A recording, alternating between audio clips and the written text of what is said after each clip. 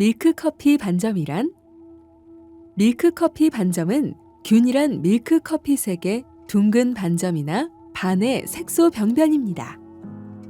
가장자리는 둥글거나 들쭉날쭉한 형태를 띠며 색상은 희미한 갈색에서 진한 갈색까지 다양한 갈색 색상을 보이며 얼굴, 체간, 사지 등 신체의 어느 부위나 나타나며 색조는 균일하거나 다양한 갈색의 색상들이 불균일하게 섞여 나타나기도 합니다.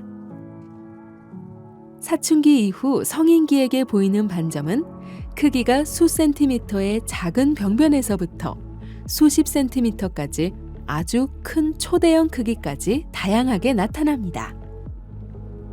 보통 출생 시 혹은 출생 직후에 나타나며 건강한 젊은 성인의 10% 정도에서 발견되는 아주 흔한 색소 질환으로 이 색소 반점은 제거하지 않고 장기적으로 지켜본다고 추후에 악성화되지 않는 양성 피부 색소 질환으로 단지 미용적인 목적으로 제거하는 것입니다.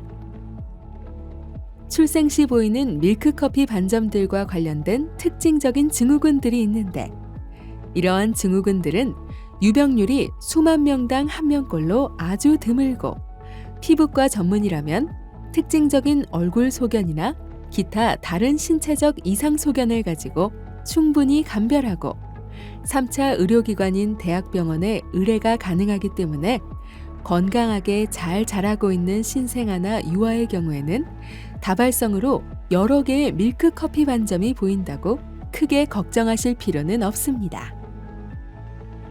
한 개의 밀크커피 반점은 신생아에게 비교적 흔한 색소 반점이지만 사춘기 이전에 직경 5mm 이상, 사춘기 이후에 15mm 이상의 반점이 6개 이상 다발성으로 존재하면 신경섬유종증을 의심해 봐야 합니다.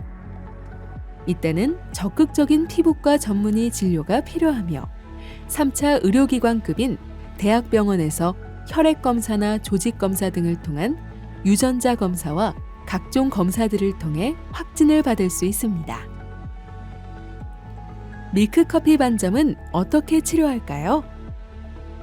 밀크커피 반점은 유아기에서 나타나기 시작해 사춘기 이후에 반점이 어느 정도 커지고 짙어지면 더 이상 진행이 멈추게 되고 또한 추후 수십 년이 지난 후에 이 병변을 제거하지 않았다고 악성화 소견을 보이지 않아 미용적인 목적으로만 제거하는 것입니다.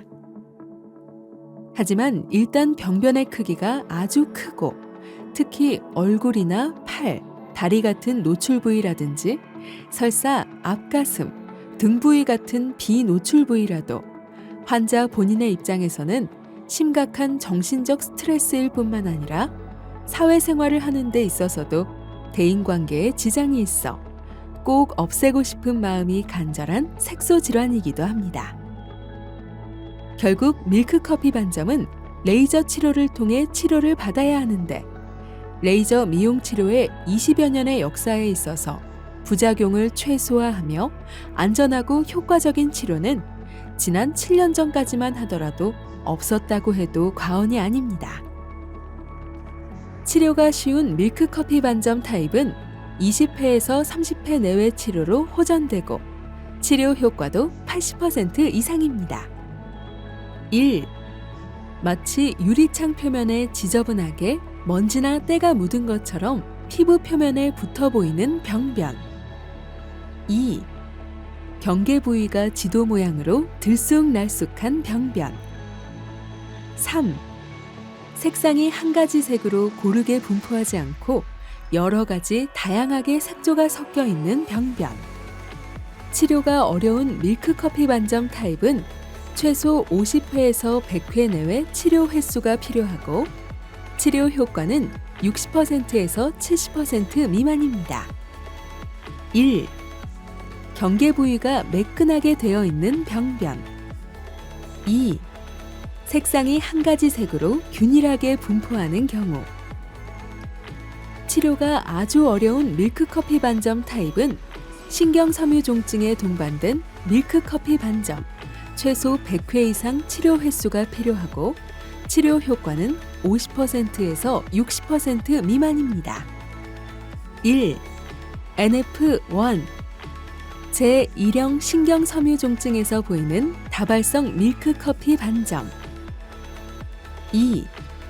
NF6 제6형 신경섬유종증에서 보이는 다발성 밀크커피 반점. 밀크 반점들만 나타나는 밀크커피 반점 증후군으로 불림. 3. SNF 분절형 신경섬유종증의 밀크커피 반점.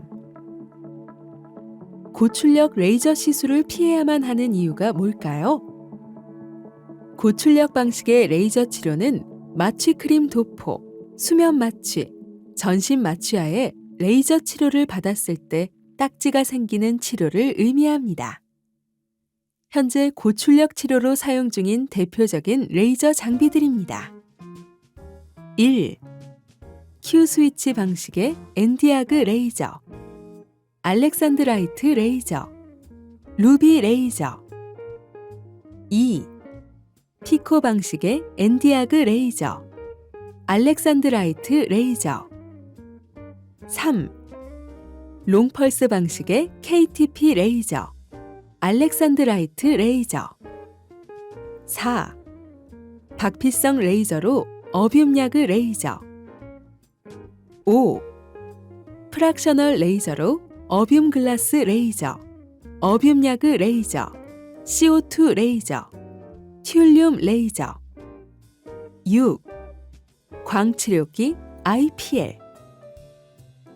이런 레이저로 병변 부위에 딱지가 생기는 시술을 받게 되면 전체 시술 환자의 10% 내외에서만 호전되는 반응을 보이고, 나머지에서는 시술 후 오히려 심각한 부작용으로 더욱더 병변을 악화시키는 결과를 초래해서 10% 내외의 가능성을 가지고 이런 시술을 권해드리기에는 너무 큰 부담이 따르게 됩니다.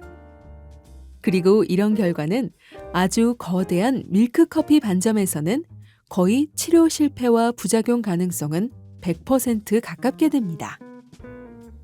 단 이 중에서 1927나노미터 파장대의 튤륨 프락셔널 레이저는 에너지 강도를 잘 조절하면 딱지가 않는 방식이 다른 레이저와 달리 아주 작은 미세한 모래알 같은 딱지가 앉았다가 떨어지면서 갈색 반점 부위가 밝게 되는 효과가 있어 이 계통의 레이저로는 저출력 방식 치료를 주 치료로 하면서 병행 치료법으로 보조적인 치료로는 안전하게 사용할 수 있습니다.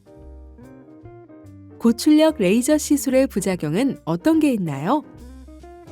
그러면 고출력 치료 시 심각한 부작용들은 어떤 게 있는지 알아보겠습니다. 먼저 제일 흔하게 보이는 부작용은 과색소 침착으로 처음 치료 시보다 오히려 병변이 짙어지는 것으로 색소 침착이 저절로 없어지기까지 최소 6개월에서 길게는 수년의 시간이 필요하게 됩니다. 그리고 거의 회복되기 어려운 부작용도 있는데 대표적인 게 오히려 병변색이 정상 피부색보다 더 하얗게 빠져버리는 저색소 침착이라는 부작용은 거의 영구적으로 남게 될 가능성이 높습니다. 다음으로 회복되기 어려운 부작용은 병변 부위 경계부 테두리로만 진하게 색소 침착이 와서 아주 보기 싫게 보이는 부작용인데 이런 부작용도 회복되기가 거의 어렵습니다. 또한 색이 빠지면서 색이 빠진 병변 부위 안의 모낭 주위로 두드러지게 색소 침착이 오는 경우도 회복하기가 상당히 어렵습니다. 시술 후 딱지가 떨어진 후 병변이 상당히 붉게 변하는 지속적인 붉음증 현상도 거의 회복되기 어렵습니다. 그 밖에 튀어나오는 흉터가 생기는 비후성 반응, 예측 불가능한 켈로이드성 흉터 등등 다양한 고출력 치료 부작용 사례들이 있습니다. 저출력 방식의 타겟 포커싱 치료란 무엇인가요?